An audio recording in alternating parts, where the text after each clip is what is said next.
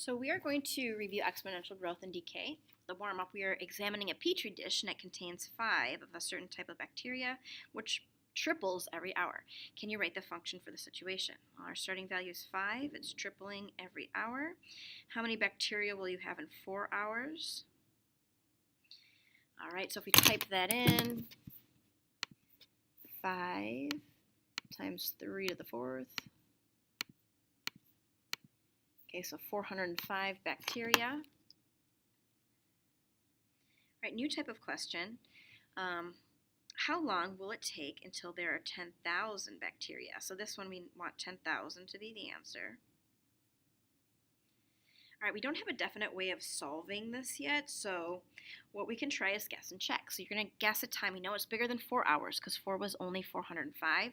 So you're going to use guess and check, and you're going to plug in here and do this side of the equation in your calculator and see how close you can get to 10,000. So let's try that. We know it's bigger than 4, so I'll do 5 times 3. I don't know, I'll try to the 10th power. And we want to see how close to 10,000 we can get, and that's way over. So I know it's between 4 and 10. Let's do to the 7th. Oh, and that's pretty close. I bet it's less than 7. I'll try like 6.5. Okay, that's way too low. So 5, oops. Let's do 6.9. That's getting closer. So we can say between 6 and 7. But let's see how close we can get. 5 times.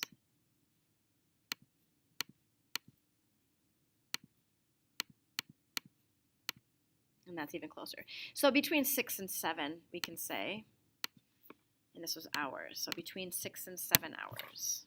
Oops.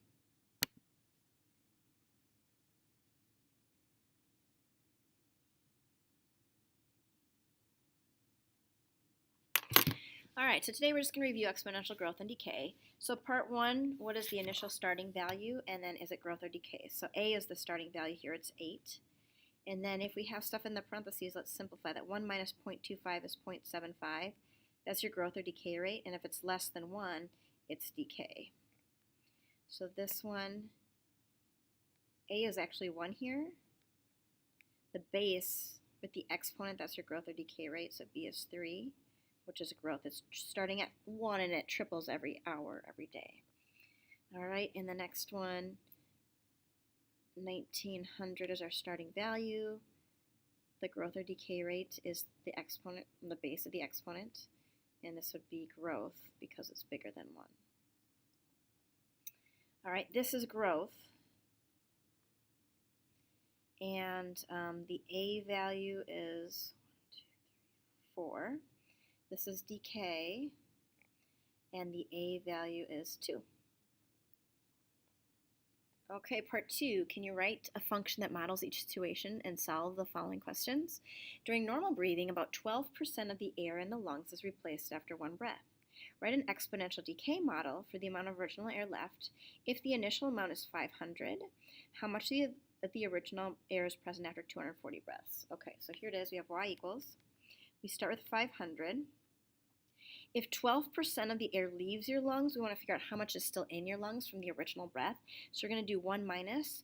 We'll change 12% to a decimal, and then to the x. Okay, so we know it's decay, so we have the 1 minus. We have 100% of the original air, but 12% is leaving, so we subtract it. So if we do 100 minus 12, and that's 88%. So here's what your function looks like. Oops, sorry. 0.88 to the x. All right, so there's the function. And then the question is, how much of the original air is present after 240 breaths, where x is the number of breaths? So we have y equals 500, 0.88 to 40, and then we can type that in and figure out the answer.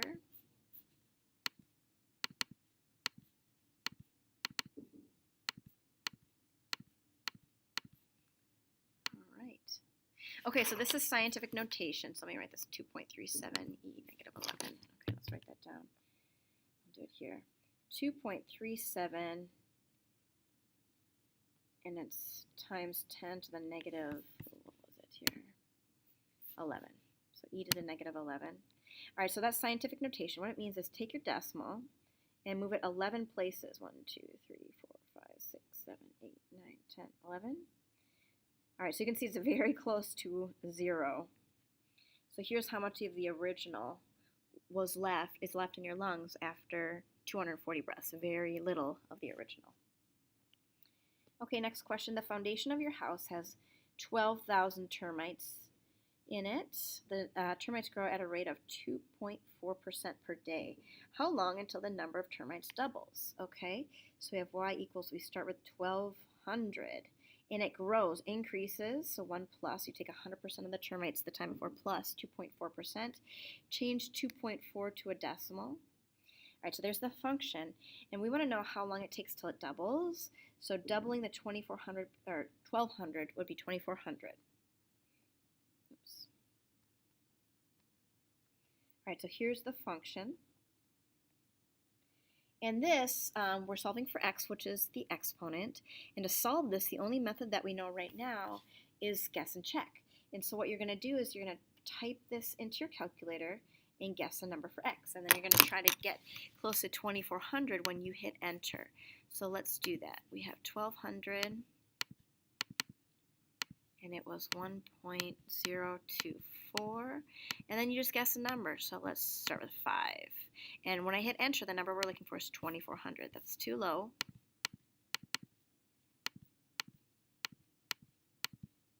right, let's just go to 10. Oops. All right, so we're just using guess and check to solve for the number of years. And we're looking for 2,400, still too low. So let's double that. So I'm just picking numbers using guess and check. Let's do 20. All right, we're getting closer. Let's double that again.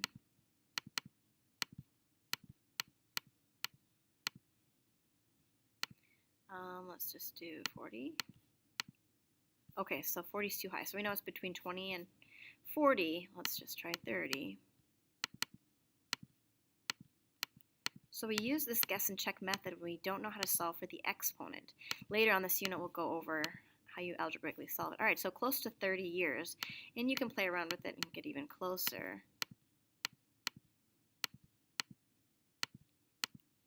Let's try 29 and see if we get closer. All right, so we know it's between 29 and 30 years. And again, you can play around with it and get closer, but I will write between 29 and 30. Okay. And last example, you have a beverage with 120 milligrams of caffeine. Each hour, the caffeine in your system decreases by 12%. How long until you have 10 milligrams of caffeine in your system? So here's the function. It decreases by 12%. So again, you take 100% of the caffeine minus the 12%, and that will give you the decay.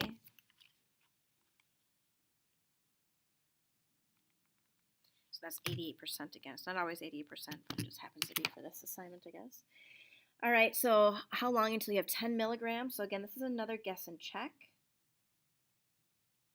You would type this part into your calculator and you would guess for x until you figured out a number that would give you close to 10. So that was guess and check. So there are two types of problems. If I give you time, you can just plug it in and get the answer. But if you need to solve for x, you'll have to use guess and check.